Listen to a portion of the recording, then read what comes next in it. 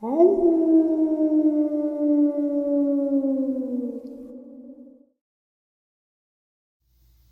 and salutations, everyone. I hope everyone is doing well, and welcome to tonight's second bonus. Before we jump into it, a couple quick links. As many of you know, I rely on Patreon, PayPal, channel membership, and the merch to help the channel to continue to grow and go. Links to Patreon, PayPal, and channel membership is in the description below. Merch displayed directly under the video. Also, Dogman Frightening Encounters, Volume 1 through 3, the audiobook versions. They were written and researched by Tom Lyons, narrated and produced by me, Jeff Nadolny. Those audiobooks are available on Audible, Amazon, and iTunes, links to which are also in the description as well. And finally, last but definitely not least, if you'd really like to help support the channel to continue to grow and go, simply subscribe. It does not cost a cent. Click that like button, takes half a second. If you don't want to miss out on any of the informative uploads that I put out daily, click that bell icon, and folks, please leave a comment and share the video. Why? Well, because all of these things really do help the channel to continue to grow and go. They definitely do matter, and they are appreciated. And with that, I have taken far too much of your time. Let's jump in to today's second bonus, shall we? All right, guys, today I have another subscriber with me. He is from Oklahoma. His name is Jaron. Jaron? Yes, sir. All right. He has actually had a Dogman encounter back in '99 and some sort of Sasquatch vocalization encounter, I think around 2016 or 17. But he's here to tell us his encounters. So without further ado, I'm going to give you Jaron. Jaron. Yes. How are you, Jeff? I'm doing good. All right. I hope everybody else is doing good tonight, too. Well, I'll just get right into it. So in 1999, me and two of my friends, we were on some acreage here in Oklahoma. It's family land. Pretty good drought back then. We still had a lot of green, but it was still pretty dry. And the creeks had dried up. And when the creeks dry up, you can get to parts of the land that you normally couldn't get to before. That you can walk the creeks and get to the really thick stuff and just adventure areas that I don't normally get to go to because of the vines, or it's mostly the undergrowth. It just makes it really hard to get anywhere. So we walked down this creek, and we'd been out walking for quite a while, and this creek is, 3 foot wide, maybe 4 foot wide, and it's like sitting in a chair how deep it is. So I don't know, maybe 18 inches, 22 inches deep. And so there's my one buddy, he was sitting across from us, and me and my other buddy were sitting next to each other. And it's hot and we're tired, and we're all just sitting there. We have our heads down. We're not saying anything. We're not doing anything. We're just being real quiet. And probably was for about 8 to 10 minutes. What were you guys doing out there first? Like, were you guys just hiking, or was there something that... Yeah, well, we grabbed the rifles and just started messing around out there to see if we could find something to shoot. Okay. Just being country boys. So, I had an SKS, my buddy had an AR, and my other buddy had a Ruger 10-22. The buddy that was sitting next to me, he had the AR-15. Or it could have, it is an AR style rifle, I don't know exactly what it was. Okay, so, like I said, we've been sitting there very quiet, very still for probably 10 minutes. And I'm ready to go, so I just jumped up real quick. And I'm about to say, all right, let's go. And, I mean, right when I jump up, this, behind my buddy that was facing us, behind him, like I said, it's real thick. We can get into places that you normally couldn't. It's just this thick green wall behind him. And I jumped up to say, let's go. And then, I mean, right when I stood up, this wall of trees behind him just starts shaking. And, I mean, shaking, going crazy. So,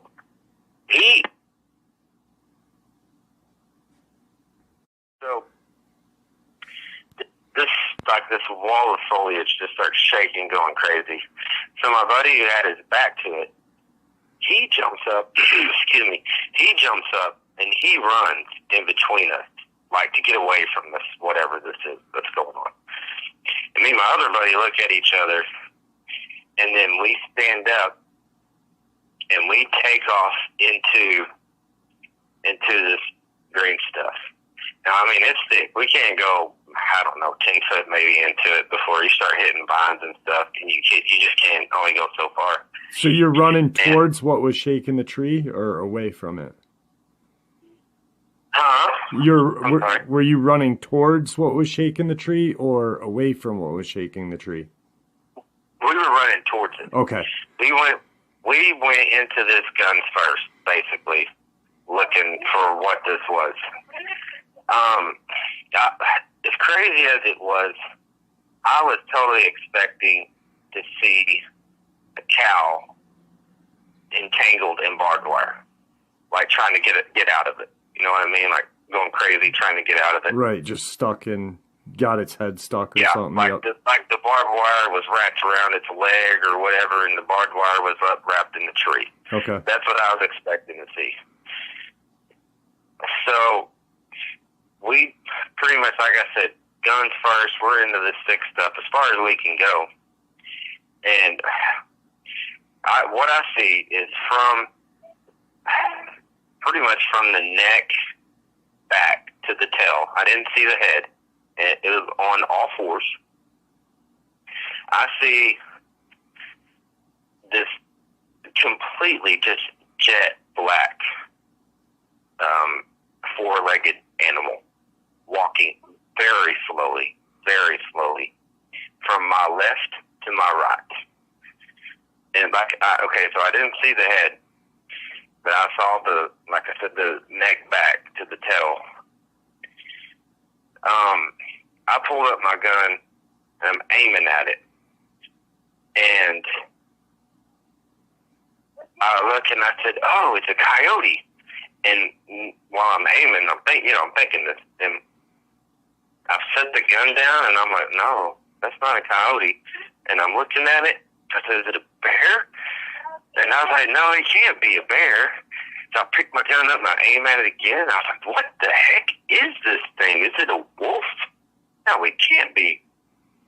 We don't have wolves in Oklahoma.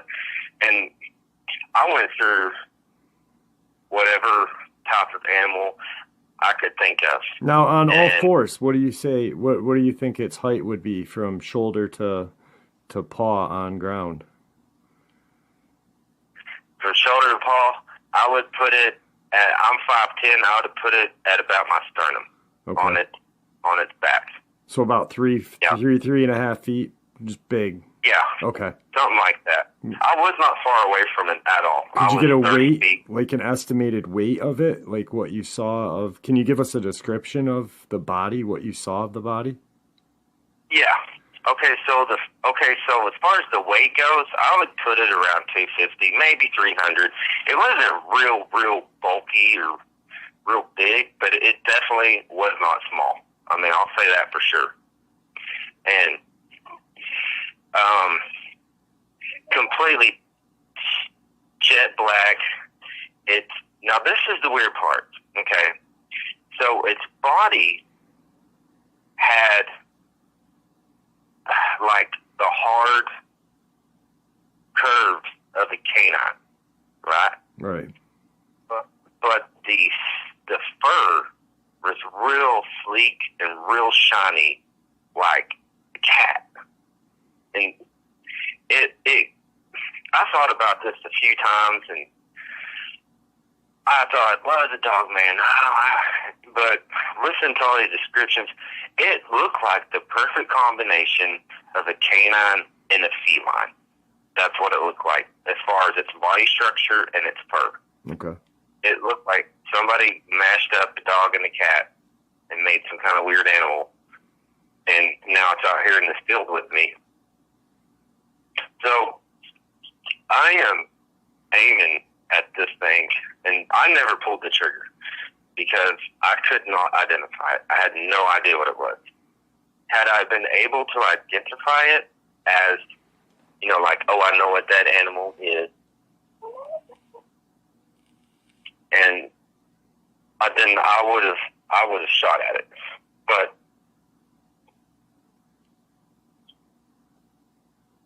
But I could not identify the animal. So I did not take the shot at it. It walked, and it was a walk. It was not running. It was not trotting. It was in no hurry whatsoever. I mean, I had a good 8 to 10 seconds to look at this thing and aim at it and decide if I was going to shoot. Which, if you've ever been hunting, or if you're a hunter, 8 to 10 seconds is an eternity to decide to pull the trigger. Right. You know. Yeah. So I'm looking at this thing. I have no idea what I'm looking at. I've lived out here my entire life. Was there a tail? Could you see Yes. a tail? You could Yes. see a tail? Yes, absolutely had a tail. In between bushy and not bushy. I don't know. It was like in the middle, like average bushiness. I don't know. Okay. And it wasn't real long, but it was definitely a tail. I mean, you know what I'm saying? There was like a very clear tail Okay. on this fish. So it walks, like I was saying, from my left. When I saw it, it was directly in front of me. So it was walking from directly in front of me to the right. And it got out of my view. And it went behind some thick stuff. And it came in view of my buddy. Now, my buddy didn't see the head either. By the time he got a visual on it, it had already turned away from him. And he said it started to trot a little bit, and then he said it just took off. And he said it was the fastest thing he's ever seen in his life. We have deer out here, and deer are incredibly fast. This thing was, he said it would have, it had been twice the speed of a deer. He said its pew was just out of his sight in no time. And we get back, or me and my buddy that were looking at, now he didn't take a shot either. And me and him, we get back to my other friend that ran away, and he looked at us, and he said, what in the world was that? I was like, I don't know. And I looked at my other friend, and he was like, I don't know either.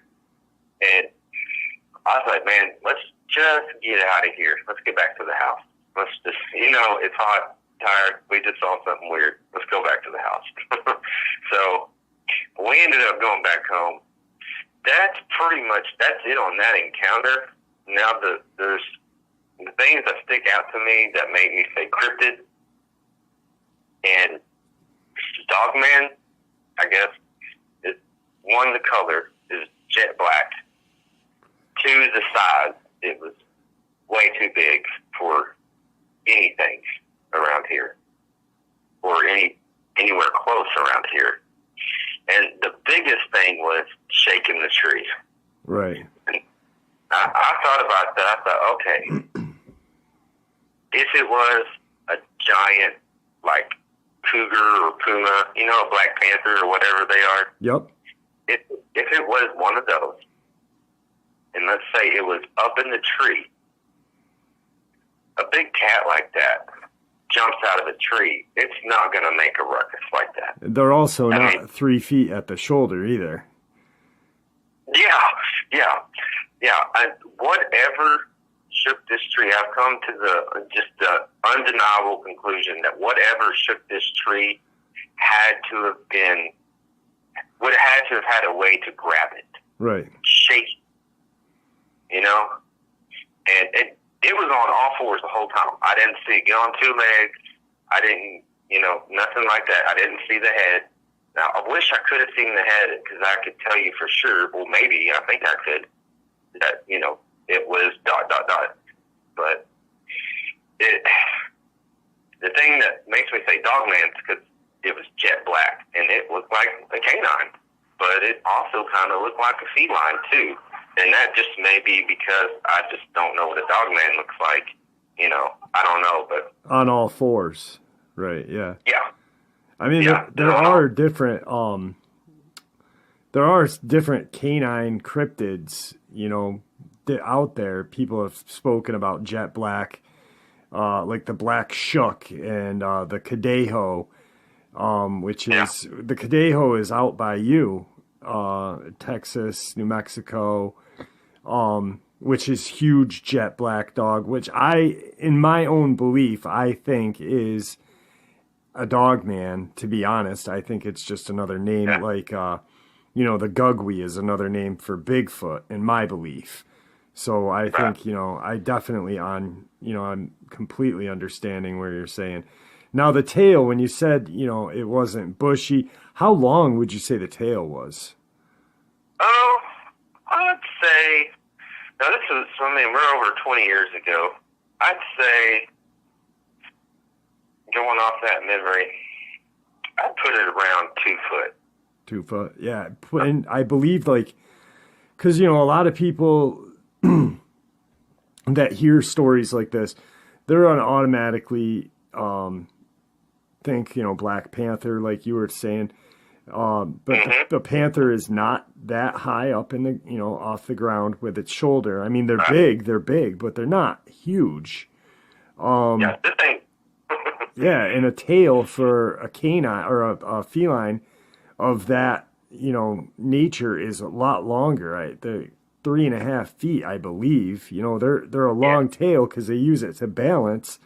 They're about 150, 180 pounds, so they need a long tail to help them balance.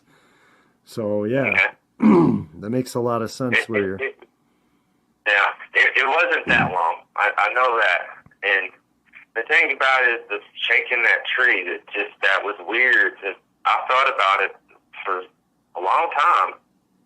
And I thought, man, what? Even if, like I was saying, even if it was a big cat in a tree, and it jumped out. Let's just say that's what it was, because that's the only thing I could think of. Even if it was 200 and something, it was not going to shake a tree that much. Not like this. I mean, this was a ruckus. Like, it was violent. I mean, it was, I would say a good 2 seconds of just wham, wham, wham, wham. You know what I mean? I mean, this wall of foliage behind my buddy was just shaking. I mean, I was like, what in the world? Right, like something huge was behind there. What'd you say? Like something huge and, very powerful was shaking the whole, like, I mean, because you've worked, I've talked to you and, you said you worked construction and, so you're probably a strong guy. I'm guessing, like, if you were back there by yourself, you couldn't do that. You couldn't make what was... No. Okay. No, there's no way I could shook it like that. Ain't no way. All right. So there's no way, let's just say hypothetically, an animal was, like, leaning up on it and, with its front paws and pushing it. It still isn't going to do that. What I saw, that ain't going to happen. Right. Dude, I came to the conclusion that whatever did that had to have hands. Okay. It had to have an opposable thumb to shake a tree like that. And that was wild, man. And at the time, I didn't know I knew what a Sasquatch was, and I never really gave it 2 seconds of thought about whether or not it was real or not. But I didn't know what a Dogman was. I had no clue. Right. Dogman was. And it, man, I'm telling you, it was not a natural animal. Right. It was crazy. It was crazy. Just thinking that in that moment, it seemed like it was just something that happened and we needed to go, you know. But now that I look back, I think, man, that was nuts. Like, I was within feet. 30 feet, that's pretty close to a freaking cryptid. You know what I'm saying? Yeah, yeah. Yep. And I had a gun leveled on it, too. And that's another thing that you're not supposed to do. The cryptids is level guns on them unless you're in a fight. If you have to fight, then you got to fight. But it didn't do anything to us. It just gave us a good jolt, you know? Yep. And now, your buddy that saw it, he what was his interpretation of everything? Okay, so I hung out with that guy that saw it off and on for, I don't know, next couple of years. And then we kind of quit hanging out.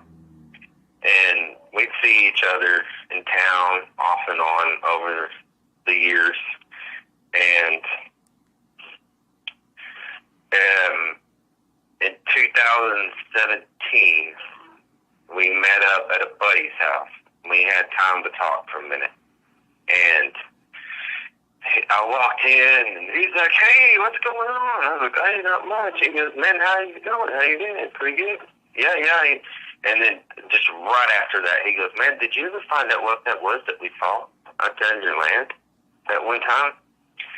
I said, man, look up a thing called Dogman. That's what I think it was. I think it was a Dogman.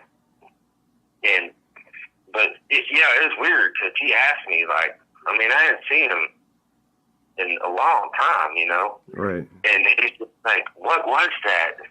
Yeah, for that to be, his next question, that must have, whatever it was, had a definite, traumatizing experience for both of you guys to stick in his head, your head, you're not even talking to him about it, and then boom, that's the next thing out of his mind, or mouth, excuse me.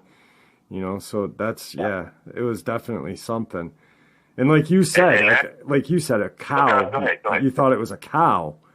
And cows are, I've not been around, cows down in Texas or Oklahoma. I know they get big down there, but we have big cows in upstate New York, some big dairy cows. And I know how strong they are because I've seen them lean against fence posts, and just push and knock them over, So whatever that was just, huge to, for you to automatically think, hey, that's a cow maybe. There was a lot of commotion. Right, exactly. It was so much that I was expecting to see, like I said, I was expecting to see a heifer or a cow or whatever entangled in barbed wire. Right. And I was fully expecting to have to get the cow out of it, which was going to be dangerous, and I didn't want to. But that's not what I saw. That is not what I saw. Right. It was something else. And it definitely stood out to him because that's what got me thinking about it. Because 2017, that's about the time I started getting into cryptid. Like, really, I dabbled with it here and there. And yeah, so the back door was open. And a thunderstorm had come through, and that field behind my house was flooded, and it was flowing pretty good. You can hear it from my back door. You can hear the water cutting through the field. So I step up, I get up, and I go outside, and I went out the back door. I was going out to take a leak because that's we're country and we go out the back door sometimes because it's closer.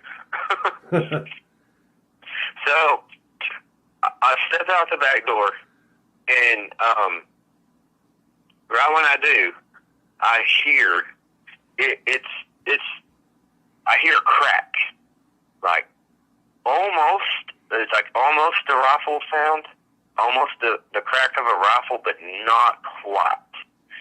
And I could tell that it was a branch being broken. And like I said, I mean, it was almost as loud as a gunshot. That's how quick and loud it was. It was just, and I knew exactly what it was. I knew it was a branch breaking. And I was like, whoa, that was weird. And then just seconds after that branch broke, straight to my left, which would have been my east, on that same creek, I heard a noise. I heard it kind of sounded like, you know when a woodpecker pecks on a hollow log? Yep. It's got that noise to it. It almost sounded like that, but it was more organic, if that makes sense. It was more, how did I describe it? It was more musical. It was almost musical in a way. Like I could tell an animal made the noise. I'll just make the noise. It kind of sounded like this. That's what it sounded like. I mean, I can mimic the noise. Right. That's exactly what. Yeah, that's what it sounded like. So almost like the Yeti call. Like people have heard those calls. You know what I mean? And yeah, that was exactly. I mean, pretty much. You know what people have heard is pretty similar to that. So yeah. Okay. Well, okay. I've heard the Ohio yell and all that stuff, but I hadn't heard anything similar to what I was describing. But I mean, you saying that's cool because I mean, and that was to my, like I said, to my left on the east, to my east on that same creek. But that was about 100 yards away. The tree branch breaking, I would put that at about 300 yards away on the same creek. The creek is overflowing. I mean, like I said, you can hear the water. So it was coming towards you, you think? Like you said, the branch was about 300 yards, and the noise you heard was about 100 yards, so it was actually like coming towards the area, or was it was moving? Well, what I think it was, okay, so this field, let me tell you this field back there always has deer on it. I mean, I can literally go any time of the day and look out there, and there's deer. I can go out there at night and shine my flashlight, and there's deer bedded down. They are always in this field. And yeah, and there's the deer population where I'm at is it has exploded. It's tremendous. I mean, it would be a cryptid paradise, and if they thinned them out a little bit, it wouldn't be that bad because they're actually pretty dangerous when you're driving. Yeah. I mean, out here in the country and you're driving, you gotta go slow, or I mean, a deer will run out in front of you. You drive 3 miles, 4 miles out here, a deer, you're gonna see a deer run out in front of you. But, okay, so I said that storm had passed, and what I think, okay, so I think what it was when I stepped out onto the porch and I heard that break, the tree break, and then I heard that other noise, that was like a 2-second interval, like a 2, maybe 3-second interval. Okay. So, yeah, so what I think it was a tree break to alert the other one, and I think the other one sounded off back to it. Okay. And I think it was, I mean, from what I know, what I've heard, and what I understand, Sasquatch does tree breaks. I think Dogman sometimes do tree breaks. I don't know for sure, but I think I've heard that a few times. But that's why I'm saying Sasquatch. Right. But well, the noise too. I mean, when you heard the noise, did you like, because a lot of people say when they hear a Sasquatch, regardless if it was the roar or any kind of like hoot, because they hoot a lot, they hoot. Right. And could you feel the hoot? Was there like kind of like a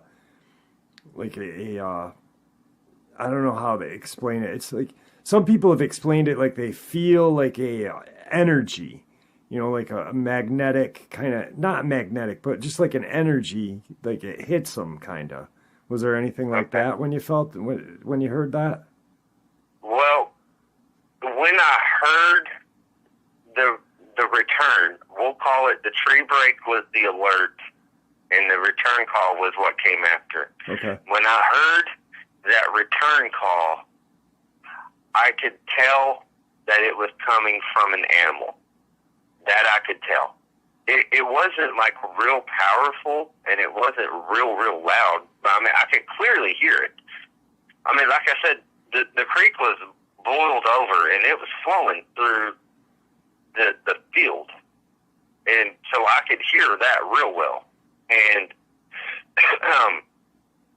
it was loud enough that I heard it just fine over the creek from 100 yards away. It was at least 100 yards away. And you've grown up in Oklahoma your whole life, and that's nothing you've ever heard out there, ever. Right. No. I had, like I said about the woodpecker, how it sounds when it pecks on a hollow log. So I walked back in, and I sat down, and I told my wife, I said, I heard something weird just now. She said, what was it? I said, I heard it sounded like almost a gunshot. And then just right after that, it sounded like a woodpecker just blasting on a hollow log. And she looks at me, she goes, Jared, it's 11:30 at night, right after a thunderstorm. Woodpeckers are not going to be out right now. It's still raining. I was like, oh, right. So there's no way it could have been a woodpecker. And I knew, like deep in my mind, I knew it wasn't a woodpecker. I knew it wasn't. Because, like I said, I could tell there was something weird about it. Like it came from an animal, like, or something. And then I thought, well, okay, maybe there was some people back there. But like I said, that creek was overflowing. If like a normal person or anybody really was standing where I heard the noises, and I know exactly where they are, where these noises came from, because I could walk. I mean, I could walk straight out to them. I know exactly where they were at. Right, they were right by the creek, and it as deep as it was at that time, it would have been maybe chest high water where I heard the noise come from, and it's flowing. So a person would not be able to stand in this. You would get washed away. It'd probably drown you. It'd probably kill you. Right. If a person was out there. There's no way a human was standing out there making noises. And why would a human do that anyway? Yeah, or any other animal, like a deer. I mean, whatever. Yeah. Because a deer, they'd get washed away too. I mean. Oh, yeah. Oh, heck yeah. So, well, what I think they were doing was where that tree break came from, and this tree break was loud.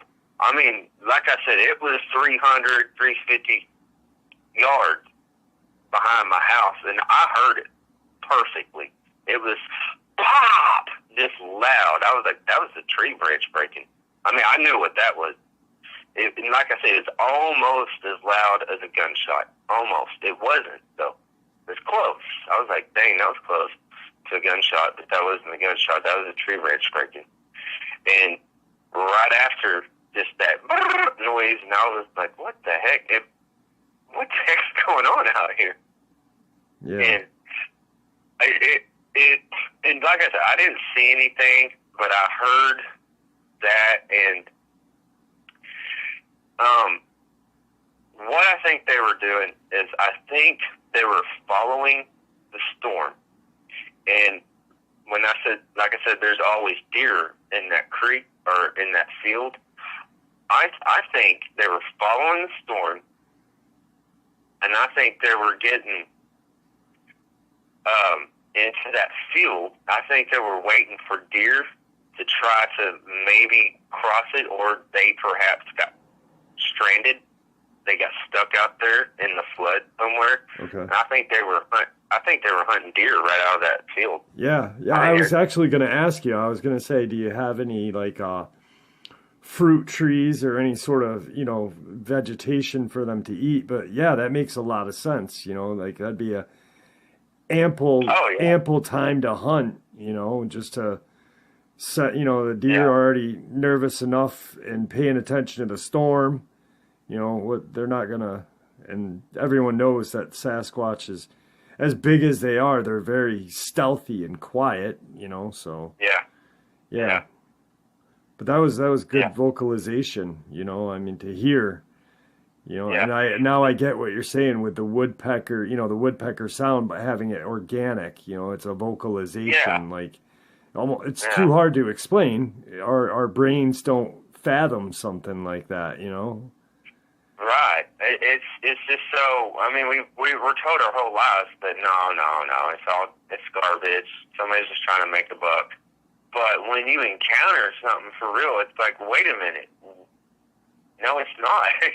And the tree break or the branch breaking, I know that's what it was. Like, I have no doubt in my mind that was a tree branch breaking, and it wasn't a tree being uprooted. You know what I mean? From the flood, right? From the field flooded, because that's like a slow. Like, you can hear it, you know, you can hear the process of the tree falling. Yep, the mud ripping, the roots snapping, it takes a little bit more. It takes longer than a tree branch breaking. Right, and I've heard that before. That is not what this was. This was pop, just quick, bam. And I was like, good Lord, what? I mean, I asked myself, what was that? But I knew exactly what it was. It was a tree branch breaking. And there's nothing else there's nothing out here that could break a tree branch like that. There's no human. I mean, this tree branch, the way it sounded when it broke, it had to have been every bit of 6 inches, like, around. Right. Because, I mean, I've broke tree branches before out there and heard them snap, and, I can determine the relative size of the snap to how big the branch is, you know. Right. And this was a big branch, and they got popped into quick. And at this time, I was into cryptids, and I knew about tree breaks and tree knocks and the weird noises that they made. And then that return call, and I was like, something's up. Something's going on out here. And I got back in the house. I shut the door. I was like, I'm shutting the door, man. Because they could see me. Yeah. Because I had the back door open. From where I was sitting on the couch, I could look directly out to where I heard the tree break. The branch breaking. Huh. I could look straight out there and look at it. In fact, I'll tell you what, I'll get out there. I'll take some pictures and I'll show you. I'll send them in an email to you, and you'll see what I'm talking about. It's the perfect place for something to stand.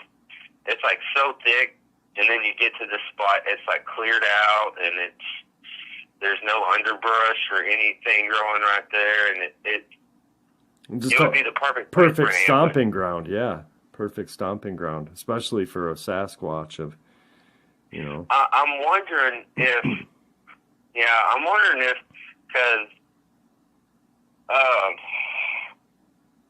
think that this is just from my opinion, from what I've heard. I know there's hot spots, but I think there's also, they move around a lot, you know? Yep.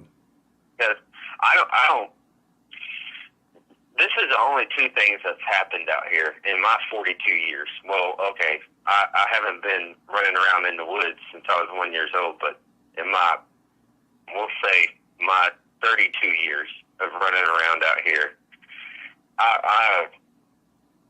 unless they have been out here and they've seen me Well, they're chance let encounters. Chance encounters. Not everybody has an encounter, and when you do, have an encounter, you could be in the woods and one of these things could be watching you, and you would never even know. You know what I mean? Yeah. And it's just a chance encounter. There's probably many times that, even people who don't believe had been in the woods hiking and been watched by a Sasquatch, Dogman.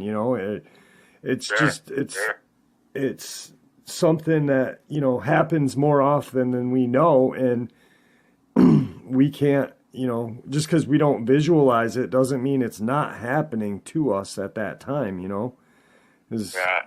So is there any spots like caves or like any place for a Sasquatch to, shelter? We don't have caves where I'm at. There's no cave.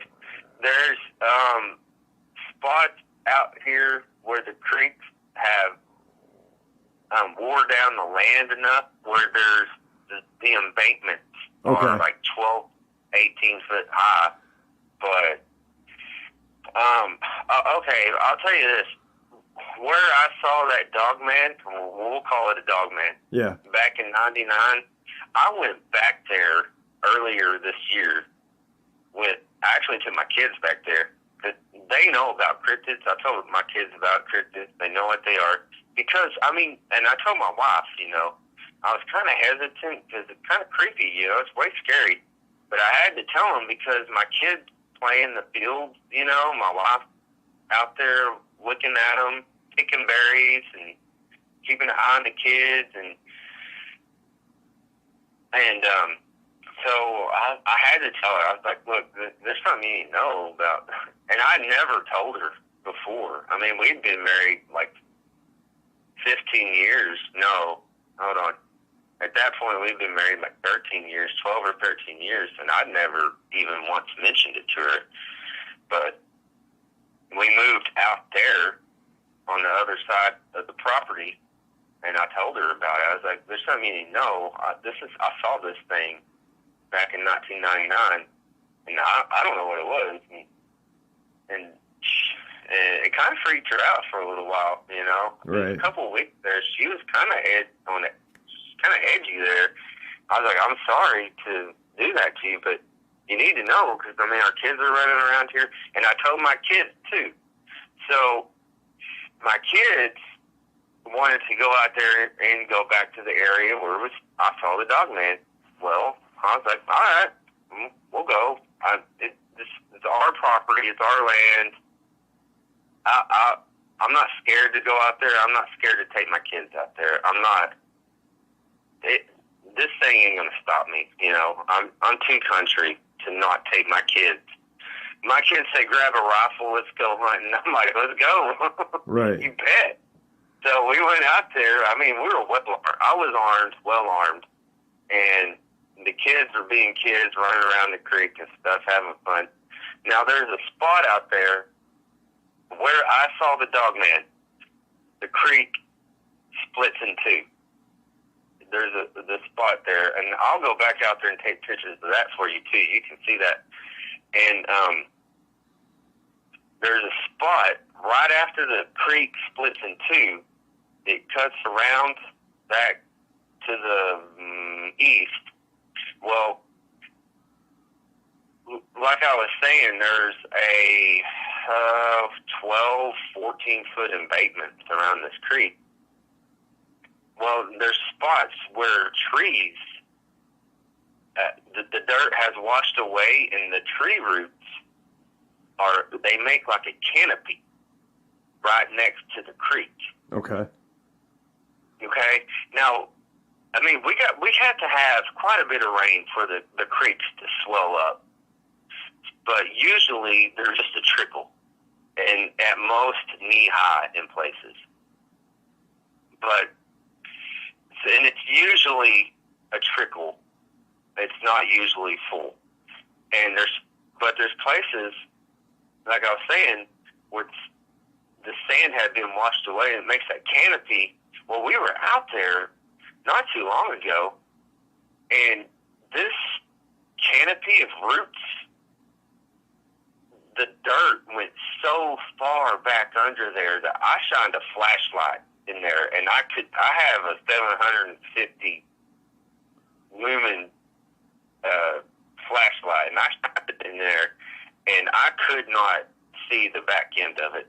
That's a bright light too. You know, I mean, that's wow. So there are places. Went back and then it turned. Yeah, it was weird. I was like, that's weird. So there are places for them to hide. You know, maybe that was, you know, I mean, like you said, it's your property, but where you said it turned, I mean, maybe it's living in there. Maybe that's like a den, you know, a dugout den. The nature helped, and it helped it too. Yeah. Or maybe it's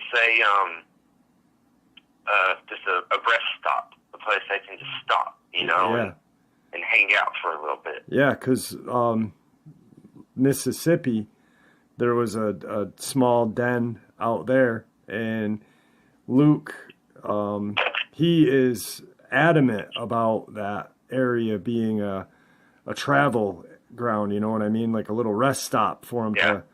So, I mean, maybe that's what you've got going on right there, too. That's crazy. I'm kind of getting the feeling exactly what you're saying. I'm kind of getting the feeling that, and I think that this is a passing ground for them. Like I said, I think it migrates through here, or maybe. Right. If I already said this, it might be part of their hunting ground, whether it's a Dogman or Sasquatch, or right. One of the two. Well, Luke, that guy Luke, he's got a den, and they pass through there.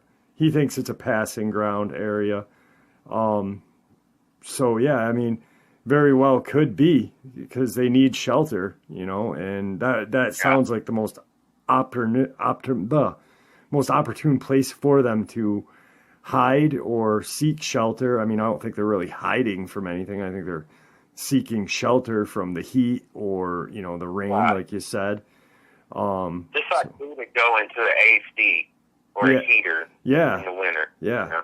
They probably got their own little spaces they can get into and get away from the weather. I mean,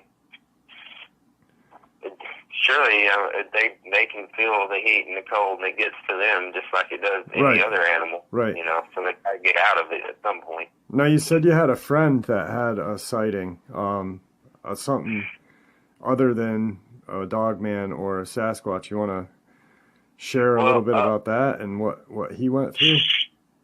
Yeah.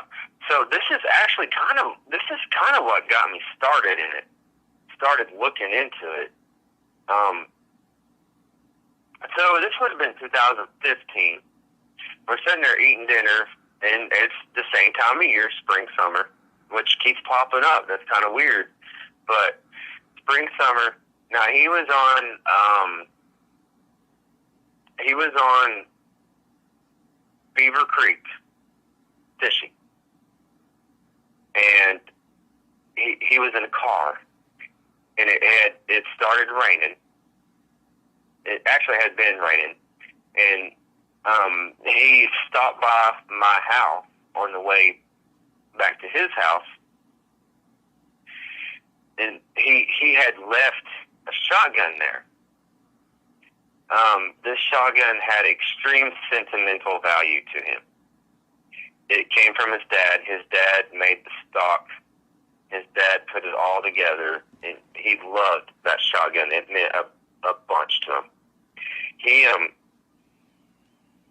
somehow he forgot about it. He just stood up and walked away from his little fishing spot and completely forgot about that shotgun. He stops at my house, and he says, "Hey, I forgot my gun out there. It's starting to rain. I can't drive the car, but you got your truck, man. Can you take your truck?" I turned to look at my wife, like, well, and she's like, "Yeah, go get it." And I was like, "All right, let's go." So we take the 7 mile, I think it's 7, probably about more like 10 miles drive out there. So on the way, we got plenty of time to talk. On the way, we're talking about old times. We're talking about whatever, fishing. We used to go fishing and camping and hunting and all kinds of stuff. And just out of nowhere, again, he another one of those out of nowhere comments. He just stops. He goes, "You know, there's werewolves in Oklahoma." I was like, "What?" What? And he goes, and he said, "Yeah, and they say the highest concentration of them are in Oklahoma." And then he just starts talking about the old days when we used to go hunting, fishing, camping, and hanging out. And we get there, we drive, we go through some deep stuff, and we get there. We go to the creek, get back up in there, and his shotgun was literally like 1 inch from being swept away from the creek. The creek's rising because it's raining. It's starting to flood. And that's why he needed me in my truck. And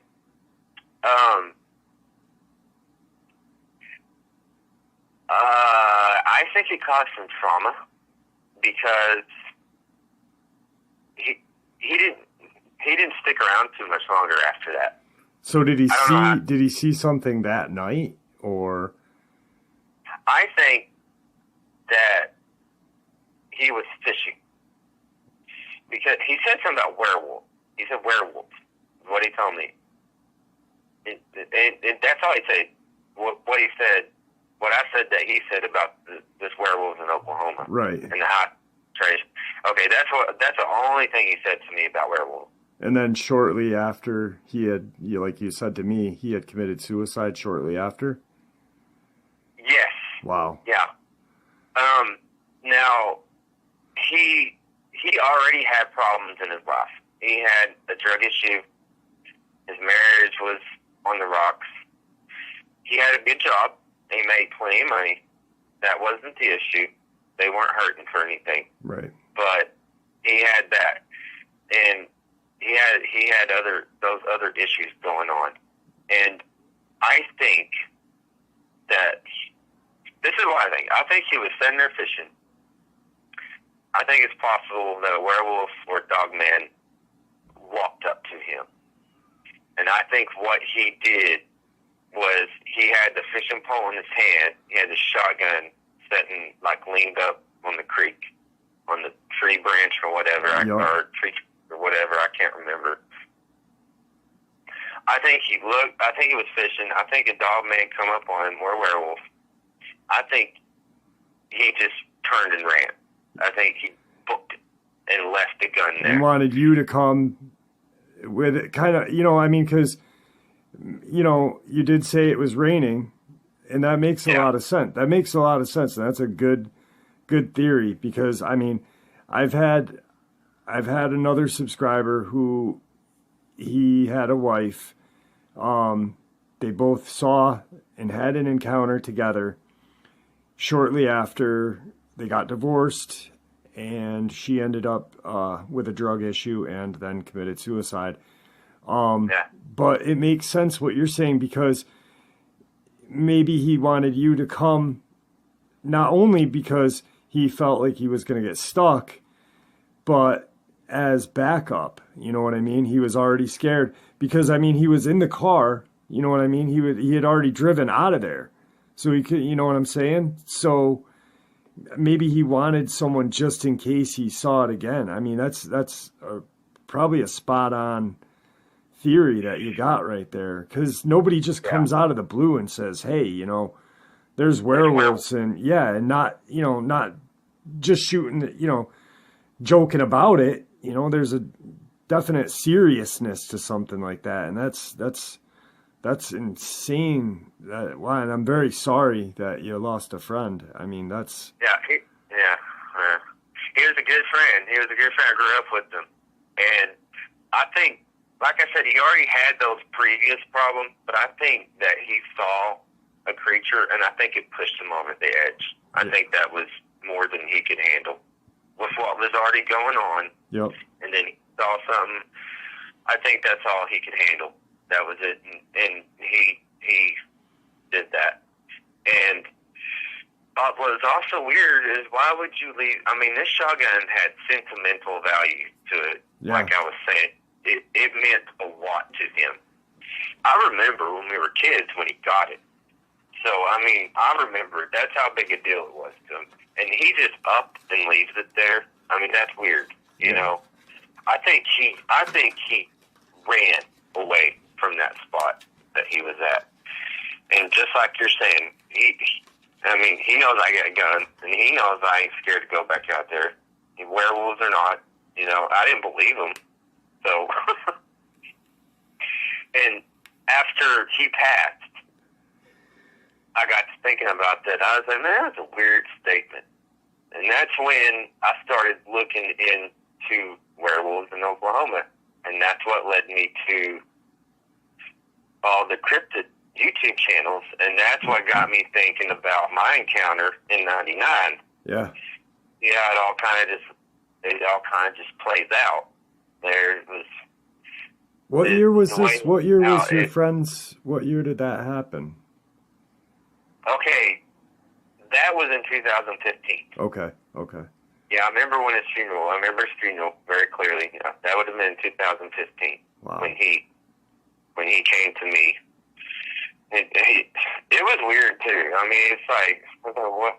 Because he just come out of nowhere with this werewolf statement, like you had mentioned. But like I said, he had a drug problem. So at the time, I'm thinking, okay, buddy, what? Right. You know what? What did you sniff, or what did you do before you got here? Yeah. What were you doing out here on this creek while you were fishing? But so, after time, time for you to reflect back on it, puzzle pieces start fitting together, and that really makes it fit. That's really crazy and tragic. Wow. Yeah. So it wasn't too long after his funeral. I was sitting there in front of the computer, and I was just thinking, okay, what can I was just wanting to surf, just look around, just goof off on the internet. And I remembered him saying werewolves in Oklahoma. And I was like, huh. So I typed in werewolves in Oklahoma, and I got, like I said, all the YouTube channels came up, all the Crypted stuff came up. Yep. And then from there, I started thinking back about what happened in '99. I was like, well, wait a minute. Because the descriptions, it was like jet black, 250, 300 pounds, looked like a giant wolf. I was like, well, wait a minute. They're describing exactly what I saw in 1999. And then I saw my buddy a couple of years later, and he's like, hey, what was that we saw out there? And everything's starting to click. I'm like, wait a minute. There's something going on out here. Yeah. There's something weird going on out here. I've had a lot of subscribers from Oklahoma, and they swear to God that there is stuff going on out there, and there's stuff going on all over the country, and this is crazy. Well, yeah, they're everywhere. Yeah, they're everywhere, and this deal with William. Is there anything else that you want to say to anybody? Because you go out in the woods on a daily basis. You live right out. I mean, last night I talked to you for a little bit. I tried to get this recording up, and you were in the field, but you're not afraid of going outside, and people shouldn't be afraid to go outside, because like I said, it's a chance encounter, and do you agree with me on that? Let's not be afraid to go out hiking or go into the woods. Heck, I take my kids out there. Yeah. I can't keep them away. Right. So I'm looking forward to, I'm looking forward to seeing those pictures. And when you send them, when you email me them, my next upload, what I'll do, everyone, is when Jaron sends me them, I'll make an announcement, and that way you guys can email me to see those pictures, and I'll share them with you guys. So, Jaron, it was great talking to you tonight, and I appreciate you reaching out to me. And Yes, sir. you can say goodbye to everybody on YouTube, buddy. All right, goodbye. And I appreciate it, Jeff. I appreciate you taking the time and listening to my stories and stuff. And I think that's pretty cool. And I'm glad it's getting out there. They're in Oklahoma. They're everywhere. If you're in Oklahoma, just know they're out here. So don't be scared. Go out and have fun. And there you have it, folks. I hope you all enjoyed today's second bonus as much as I enjoyed sharing it with you. I'd like to thank you all for supporting the channel. It is, after all, your support that helps the channel to continue to grow and go, and what gives us all a place and a chance to share our experiences and theories judgment-free. Everyone is simply treated with the respect we deserve. Please stay safe, happy, healthy, and ever vigilant, keeping an eye on our children, pets, family, and friends. These creatures are real. These events have happened. Share this information with those you love and care about, and it may just help save their lives someday. Until next time, never stop asking questions, never stop searching for the truth, and God bless you all.